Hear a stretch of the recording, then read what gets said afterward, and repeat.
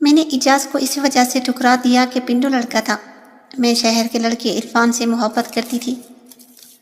ایک رات عرفان نے مجھے نشے کی گولیاں دے کر میرے ساتھ، میرا نام دعا ہے، میری عمر 22 سال ہے اور میں FSC کر رہی تھی لاہور گورنمنٹ اسکول میں۔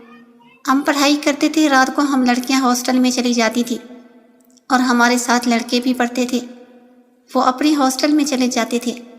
میرا گھر بہاولپور کے شہر میں تھا۔ اجاز بھی لاہور ہمارے ساتھ ہی پڑھتا تھا اور وہ بھی ہمارے گاؤں کا ہی تھا۔ اجاز نے مجھے ایک دن لیٹر لکھا، کہنے لگا میں تم سے پیار کرتا ہوں، میں تم سے شادی کرنا چاہتا ہوں، اگر تم ہاں کہہ دو گی تو میری زندگی جنت بن جائے گی۔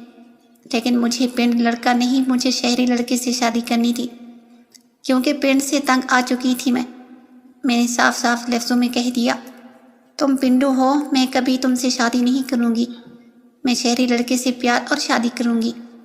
اس طرح اس نے مجھے پھر کبھی نہیں کہا اور وہ اپنے پنڈ واپس چلا گیا۔ کسی لڑکی سے اس نے شادی کر لی۔ کچھ ہی مہینوں بعد مجھے لاہور کے لڑکے عرفان سے محبت ہونے لگی۔ میں نے اسے محبت کا اظہار کیا تو اس نے خوشی خوشی مجھے قبول کر لیا اور میں بہت خوش تھی۔ ہماری بات فون پر چلتی رہتی۔ ایک دن عرفان نے مجھے ملنے کا کہا، کہنے لگا مجھے آپ سے کچھ بات کرنی ہے، آپ ہاسٹل سے باہر آ جائیں، ہوٹل میں ہم ملتے ہیں۔ میں نے اس کی ڈیمانڈ بخوشی قبول کر لی اور میں ہاسٹل سے نکل کر عرفان کو ملنے چلی گئی۔ مجھے ہاسٹل کے اندر لے گیا۔ کھانا وغیرہ کھانے کے بعد اس نے مجھے ڈرنک پلائی۔ میں نے جیسے ہی ڈرنک پیا، اس کے بعد مجھے کچھ نہیں پتا میرے ساتھ کیا ہوا۔ مجھے تو بالکل ہوش نہیں تھا۔ جب صبح میری آنکھ کھلی تو مجھے پتہ چل چکا تھا کہ میری عزت برباد ہو گئی ہے۔ عرفان نے میرے ساتھ دھوکہ کیا ہے اور میں کمرے میں اکیلی پڑی تھی۔ عرفان کہیں غائب ہو چکا تھا۔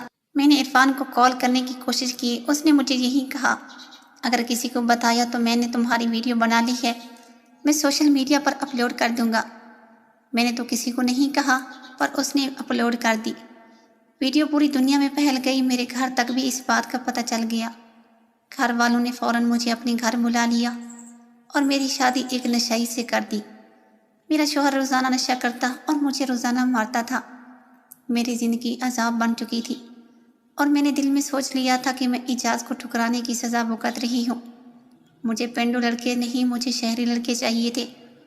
ایک دن تنگ آ کر میں نے اجاز کو کال کی، کہا مجھے معاف کر دو، میں نے آپ کا دل توڑا تھا، مجھے غرور تھا، لیکن آج میری زندگی جہنم بن گئی ہے، پلیز اگر ہو سکے تو مجھ سے شادی کر لو۔ لیکن اجاز پہلے سے شادی شدہ تھا اور اس کا ایک بیٹا بھی ہو چکا تھا۔ اجاز نے مجھے کہا، ٹھیک ہے، میں تم سے دوسری شادی کر لیتا ہوں، آپ پہلے شوہر سے خلا لے لو۔ میں نے خلا کا کیس دائر کر دیا اور اجاز سے شادی کرنے کو تیار ہو گئی۔